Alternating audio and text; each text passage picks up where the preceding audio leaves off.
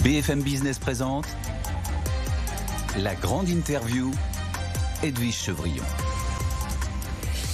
Bonsoir à tous, bienvenue dans la grande interview. Vous savez maintenant c'est la maxi interview, c'est 18h30, 19h. Deux invités aujourd'hui, François Omril qui est président de la CFE-CGC qui sera reçu jeudi à Matignon par François Bayrou. Évidemment sur la table la réforme des retraites, mais pas que, le travail, aussi le chômage. Et puis tout de suite il est déjà en studio avec moi, c'est Sylvain Bersinger qui est chef économiste d'Asterès. Bonsoir Sylvain. Bonsoir. Merci d'être là avec vous. On va parler pouvoir d'achat et on va parler aussi épargne des Français. Qu'est-ce que ça veut dire? Je crois que le taux d'épargne, je parle sous votre contrôle, n'a jamais été aussi élevé. C'est à 18,3%, c'est 1600 milliards. Et il continue d'épargner les Français. Nous continuons d'épargner.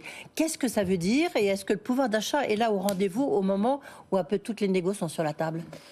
Oui, c'est vrai que le taux d'épargne qui avait bondi pendant le Covid, puis après qui avait partiellement rebaissé, on s'attendait à ce qu'il revienne un petit peu à la moyenne d'avant la crise sanitaire. En fait, il reste très élevé, comme vous le disiez. Et pour moi, ça traduit avant tout une forme d'incertitude, d'inquiétude quant à l'avenir. On voit le blocage politique, on voit le contexte géopolitique, on ne sait pas à quelle sauce on va être mangé avec les droits de douane de Donald Trump et toutes les idées plus ou moins farfelues qu'il peut avoir. Donc on voit beaucoup d'incertitudes nationales, internationales, environnementales, enfin plein de niveaux. Et donc je pense que ce taux d'épargne élevé, il s'explique avant tout par cette incertitude. Après, je pense aussi qu'il faut préciser, quand on parle épargne des ménages, on parle épargne d'une partie des ménages. Parce qu'en fait, il y a beaucoup de ménages français, pratiquement la moitié, qui n'épargnent pas ou très peu.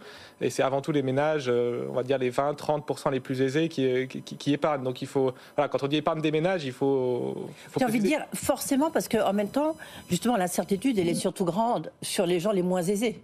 Donc eux aussi peuvent être tentés d'essayer d'épargner petit à petit.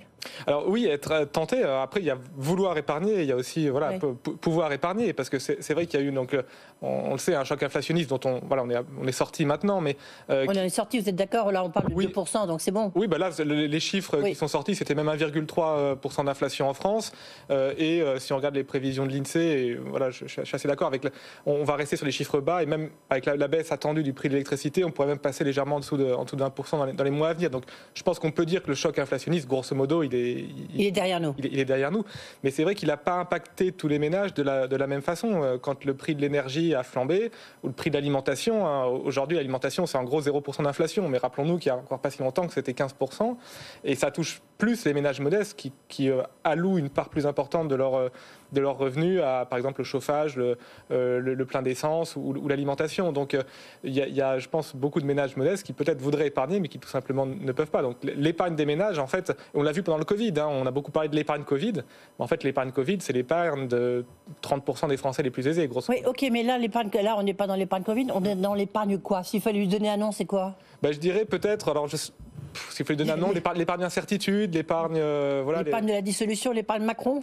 Oui, l'épargne du fait qu'il n'y ait pas de budget, qu'on ne sache pas si tel ou tel impôt va augmenter, je dirais l'épargne incertitude, l'épargne brouillard, je ne sais pas quel nom lui donner, mais donc je pense que la principale explication à ce taux d'épargne élevé et en croissance, je pense qu'elle est là.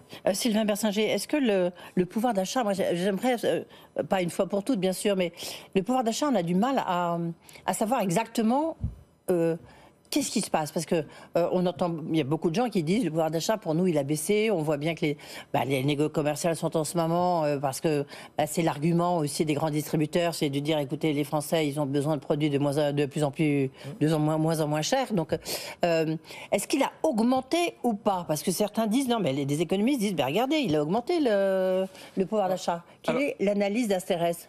Si on regarde les chiffres INSEE, effectivement, il y a une... Oui, les chiffres d'INSEE sont positifs. Il y a une petite baisse pendant le choc inflationniste de 2022. Et après, il y a eu une reprise. Et en gros, on a effacé, disons, ce choc-là. Alors après, il y a une différence assez notable, mais structurelle. Selon que vous regardiez le pouvoir d'achat, je dirais total, ou le pouvoir d'achat ajusté par unité de consommation. Parce qu'en fait, puisque les ménages sont de plus en plus petits, quand vous ajustez par la taille des ménages, en fait, le pouvoir d'achat augmente beaucoup moins vite.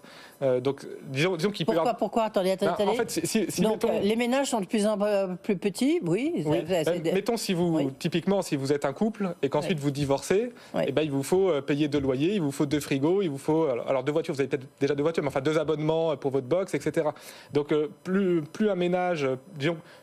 plus les ménages s'éclatent et deviennent petits, plus vous devez supporter chacun une charge importante. Oui, donc les évolutions, disons, démographiques, et on le voit bien, si on regarde le pouvoir d'achat global ou le pouvoir d'achat par unité de consommation, la progression au pouvoir d'achat par unité de consommation, qui est en fait, je dirais, plus proche du ressenti réel, du quotidien des Français, augmente beaucoup moins vite, mais ça c'est structurel. Donc il peut y avoir ces deux chiffres aussi qui peuvent expliquer, comme vous le disiez, le fait qu'on entend plusieurs sons de cloche. Mais après, je pense aussi qu'il y a plusieurs choses. Là, on parle d'une moyenne nationale, ce qui ne veut pas dire que ça concerne tous les Français. Non, on est d'accord, mais donc, il a augmenté ou il n'a pas augmenté ? Oui, mais il a augmenté, on est d'accord. Après, c'est une question de ressenti. Voilà, si vous regardez actuellement, vous avez des salaires qui augmentent à peu près à 2,5%, grosso modo, et une inflation on a vu les derniers chiffres, qui est tombée à peu près à 1,3%. Donc on a bien quand même, actuellement, on est dans une dynamique, alors qui n'est pas folle, qui n'est pas extraordinaire, mais enfin une dynamique de progression du pouvoir d'achat qui devrait continuer en tout cas les premiers trimestres de 2025. Donc oui, les chiffres, clairement, des moyennes nationales montrent clairement que le pouvoir d'achat actuellement est en petite hausse. Toute dernière question, puisque François Omril est en train de nous rejoindre, président de la CFE-CGC, bonsoir. Merci d'être là. Sylvain Versinger, pour vous, grands enjeux 2025, c'est quoi ? Je dirais que c'est difficile de vous répondre parce qu'on a tellement d'incertitudes on a des incertitudes nationales avec évidemment la situation politique et budgétaire, et on a des incertitudes internationales, notamment Donald Trump.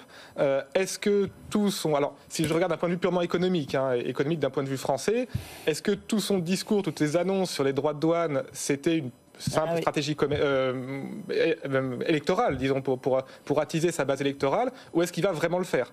Et je dirais que d'un point de vue de l'économie internationale et de la France dans l'économie mondiale, je crois que là, il y a une grosse incertitude. Rappelons-nous son premier mandat, il avait moins parlé de la France, mais enfin, il avait fait beaucoup plus de bruit qu'il n'avait pris réellement de mesures. Sur la Chine, il avait annoncé plein de choses, et puis en fait, les mesures étaient beaucoup plus limites. Donc je pense que là, il y a une très grosse incertitude. Après, on a aussi des incertitudes géopolitiques en Ukraine, au Proche-Orient, mais pour moi, je dirais le budget en France, la politique et le budget en France, et Donald Trump, qu'est-ce qu'il va réellement faire ? Eh bien, surtout, vous allez écouter François Omril parce qu'on va parler de budget dans un instant. Merci beaucoup, Sylvain Versinger, d'avoir été avec nous. Je rappelle, chef économiste d'Asterès.